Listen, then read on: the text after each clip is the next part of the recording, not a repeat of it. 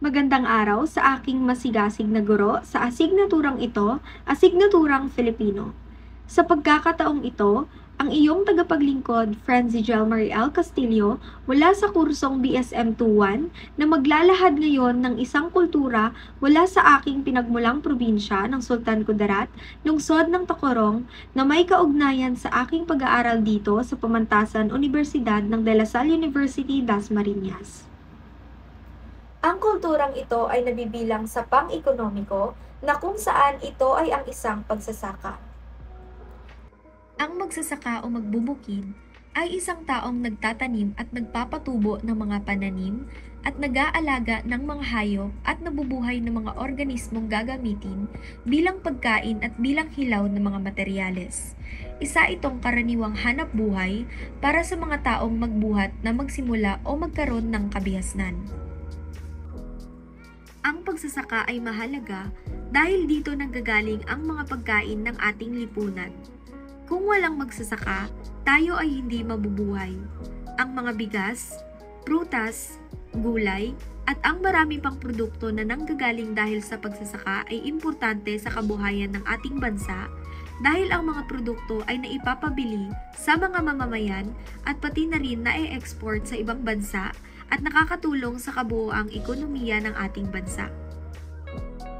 Sa mga larawang ito, makikita ang kulturang aking kinagisnan na kung saan kami ay nabubuhay sa ganitong paraan. Hindi maituturing na ito ay nagpapakita ng kahirapan, kundi isang kasipagan ng kaugaliang Pilipino upang mabuhay ng marangal at nakakatulong sa sambayanang Pilipino na kung wala ang kulturang ito ay magugutuman rin at maghihirap ang sambayanan.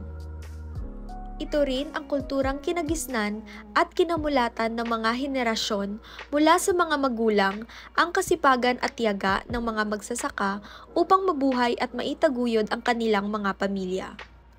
Kung susuriin ito, ang isang magsasaka ay nagtataglay ng pagkamaagap at kasipagan sa pagtatanim ng iba't ibang produkto sa bukid, at inihahambing ito sa akin bilang isang mag-aaral na ang pag-aaral ay kailangan ng sipag at tiyaga sa pagtamo at pagkamit ng inaasam-asam na pangarap para sa kinabukasan.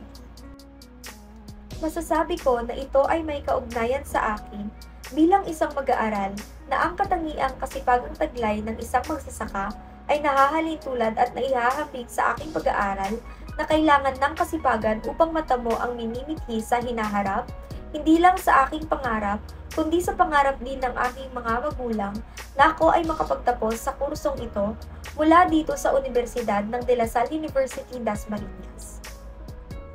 Sa muli, ako ang iyong tagapaglingkod, Francie Jelmarie L. Castillo mula sa kursong BSM 21.